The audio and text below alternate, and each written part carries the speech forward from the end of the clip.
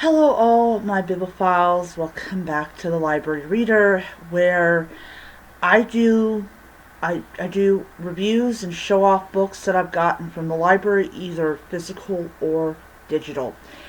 Alright, so today is the 5th of um, January.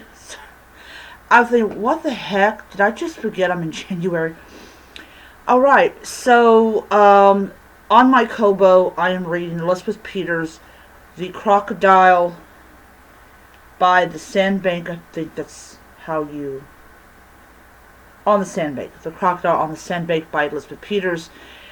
I think it says I have read 8% of this book. Let me look.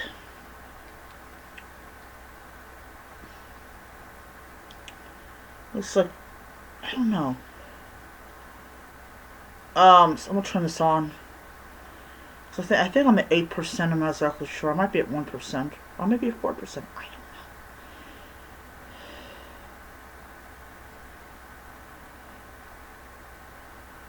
know. Alright, hold on a second.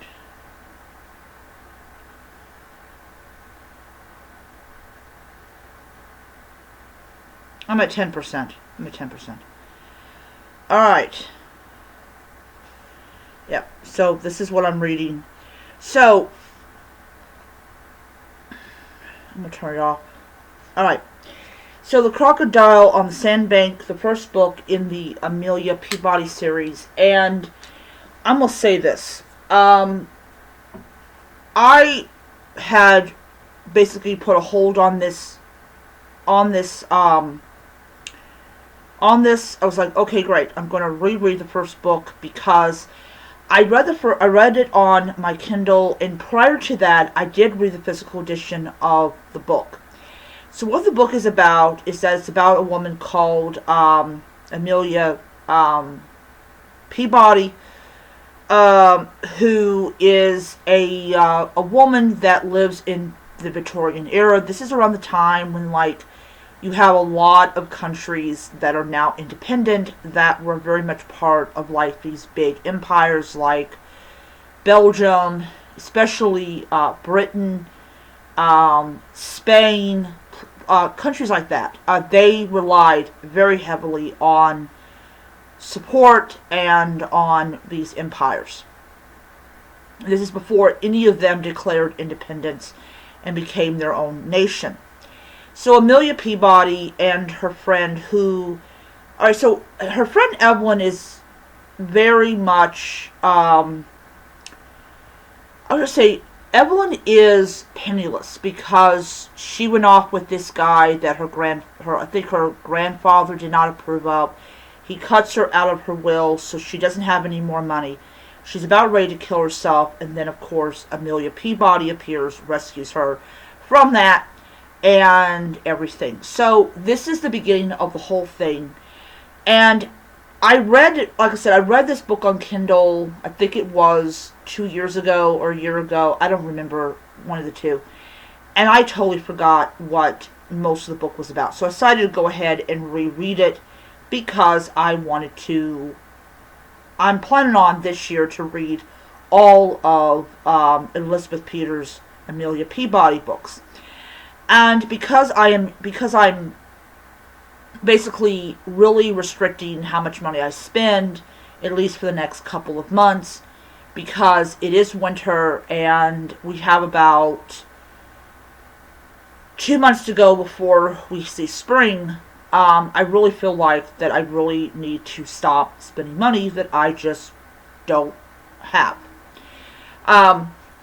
This is one of the huge reasons why I bought my Kobo, is to stop doing that. Now people say, well, you could do that on Kindle. No, I can't, because Kindle will get me to buy books that I should not be spending my money on. Yeah, so big difference between the two.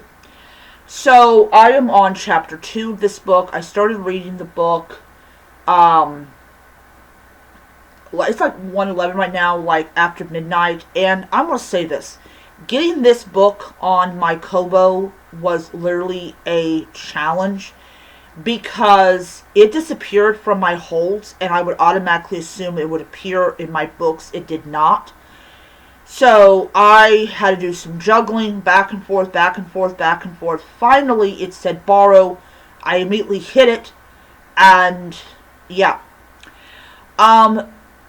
Most of her books are available for me to borrow. However, I am not going to borrow the next book until I finish this book, because I have a 13-day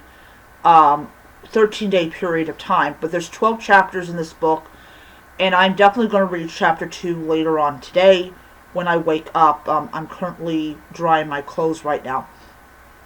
So I've got, I believe I got 2 books on my, from Overdrive. I think I might be right on that. But yeah. So, as I said, I'm on chapter 2, and I will be doing an entire year-long Elizabeth Peters blog, where I will basically show you guys whatever whatever Amelia Peabody mystery I'm on, and halfway through the book, I'm going to give you guys an update on, like, how I personally like the book, the characters, things like that. But as I said, Amelia Peabody is very much, I would say, a byproduct of her time. However, she also is not really a fan of the kinds of clothes that women have to wear. She believes they're very restrictive. She would like to wear something else, but dresses don't allow that because they conform to the standards. This is before women could wear pants and all that type of stuff. I think in some of the cover art we do see Amelia Peabody wearing pants.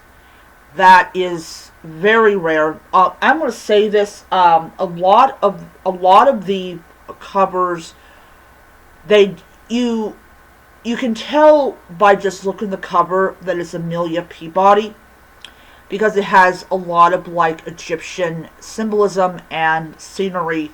Like this one has the pyramids of Giza, or the Great Pyramids of Giza. And you have it. There is a opening line in it. All of Amelia Peabody's books have an opening line to them. And I really think it's interesting because some of it comes from, like, temple walls. I think one came from the Egyptian Book of the Dead. I'm not exactly sure.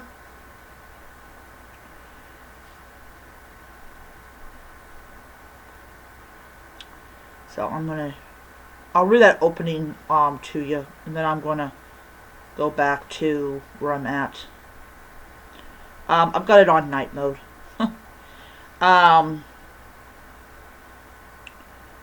See.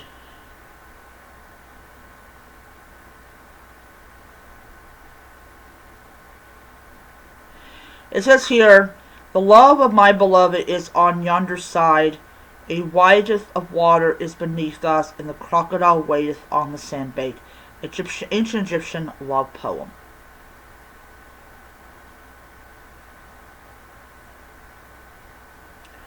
Alright.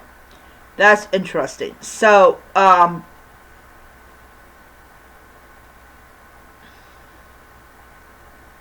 yeah.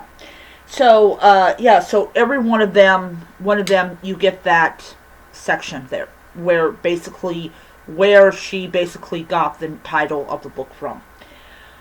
Now, I discovered the Amelia Peabody mysteries back when I was up in Massachusetts. I lived, like, right across the street from the library. And if I wanted to spend a couple of hours in the library, I could. My mother definitely spent time at the library. Though I will tell you, she wasn't really a fan of the steps. It wasn't that many steps, but she didn't like it. She was, like, in her 50s when we moved down from Massachusetts down to here. But she spent a lot of time at the library with me, and she always knew I was in the mystery section. um, but I discovered it. I think it was the paperback version of it. Remember, I was reading the mass market paperback, I believe it was. And so I brought it home, and I would be like on the, on the couch, like reading this book that ended up, when it got back to the library, ended up having to get, unfortunately, disinfected. Uh, it's I'm not going to go into the story about that, but I really enjoyed the fact you had this late 1800s Victorian woman who was in Egypt, and she was doing all the stuff that men were doing. And this is the book where we meet her future husband. She's considered to be a spinster. Back in the 1800s and later and like earlier, women who were not married, they were spinsters, and they were considered old maids because the life expectancy of both men and women were very, very low. You could die at 21, and that's generally why when girls had their first, what women go through, they were immediately married off because they had such a low, timeline that they lived. So, yeah. So I think she's in her 30s in this book. So definitely in today's content, she would not be considered old. Old is like 80s, like 70s, 80s, definitely 90s.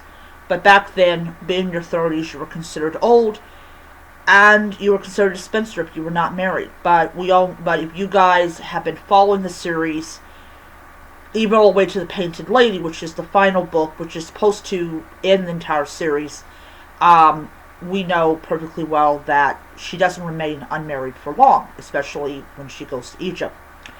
I am super excited about finally getting down and finally reading this entire series. Like I said, I am going to spend the entire year reading the books. But as I said, there's 12 chapters in this book. As soon as I am done with that book, I am going to immediately read the second book. And I'm going to see if I can get to the Painted Lady by the end of the year. That would be really, really great if I could. But yeah. So anyways, I am going to end it there. And I hope you guys have a wonderful Monday. And I'll see you guys next time.